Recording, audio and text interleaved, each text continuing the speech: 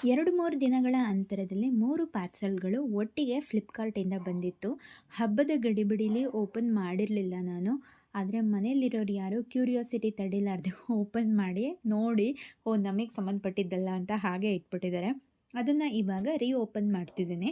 ಮೊದಲನೇದಾಗಿ ಫ್ರಿಡ್ಜ್‌ಗೆ ಸ್ಟೋರೇಜ್ ಕಂಟೈನರ್‌ಗಳು ಬೇಕು ಅಂತ ಹೇಳಿದ್ನಲ್ಲ, ಅದನ್ನು ಆನ್‌ಲೈನಿಂದನೇ ಆರ್ಡರ್ ಮಾಡಿದ್ದೆ.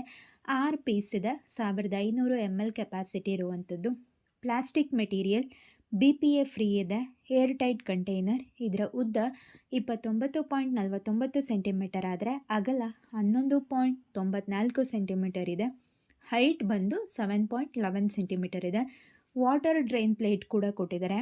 ಇದರಿಂದ ತರಕಾರಿಗಳನ್ನು ವಾಶ್ ಮಾಡಿ ಇಟ್ಮೇಲೆ ನೀರು ಸೋರು ಹೋಗೋಕ್ಕೆ ಇದು ಹೆಲ್ಪ್ ಮಾಡುತ್ತೆ. ಆದರೆ ಬರ್ತಾನೆ 2 ಪೀಸ್ ಡ್ಯಾಮೇಜ್ ಆಗಿವೆ. ಒಂದು ಎಡ್ಜಲ್ಲಿ ಕಟ್ ಆಗಿದ್ರೆ, ಇನ್ನೊಂದು ಕ್ಯಾಪ್ ಲೂಸ್ ಆಗಿದೆ, ಟೈಟಾಗಿ ಮುಚ್ಚೋಕ್ಕಾಗ್ತಿಲ್ಲ. ತುಂಬ ಲೈಟ್ ವೆಯ್ಟ್ ಇದೆ, ಗಟ್ಟಿ ಇಲ್ಲ. ಹಾಗಾಗಿ ನನಗೇನೋ ಬೇಗ ಹಾಳಾಗಬಹುದು ಅಂತ ಅನ್ನಿಸ್ತಿದೆ. ನೋಡೋಣ ಹೇಗೆ ಬಳಸ್ತೀನಿ ಅಥವಾ ಇದರ ಡ್ಯೂರಬಿಲಿಟಿ ಎಷ್ಟಿದೆ ಅಂತ. ಇದರ ಬೆಲೆ 240 ರೂಪಾಯಿಗಳು. ಇನ್ನೊಂದು ಪಾರ್ಸೆಲ್ ಇರುವಂಥದ್ದು ಉಲನ್ ಬಾಲ್ಸ್. ಹೊಸದಾಗಿ ಕ್ರಾಚೆಟ್ ಕಲಿತಿರೋದ್ರಿಂದ ಉಲನ್ ಬೇಕಿತ್ತು, ಹಾಗಾಗಿ ಆರ್ಡರ್ ಮಾಡಿದ್ದೆ. 24 ದಾರದ ಉಂಡೆಗಳಿವೆ. ಮೇ ಬಿ 12ರಿಂದ 13 ಕಲರ್ಸ್ ಇವೆ ಅನಿಸುತ್ತೆ.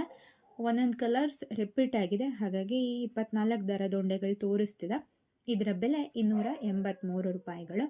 ಹಾಗೆಯೇ ಉಲನ್ ದಾರ ಇದ್ಮೇಲೆ ನೀಡಲ್ಸ್ಗಳು ಕೂಡ ಬೇಕಿತ್ತು, ಹಾಗಾಗಿ ಲಾಸ್ಟ್ ಪ್ಯಾಕೇಜಲ್ಲಿ ಒಂದು ಕ್ರಾಚೆಟ್ ನೀಡಲ್ ಇದೆ. 12 ಇದ್ದಾವೆ, 2ರಿಂದ 8ರವರೆಗೂ ಇದೆ ಕ್ರಾಚೆಟ್ ನಂಬರ್. ಇದರ ಬೆಲೆ 265 ರೂಪಾಯಿಗಳು.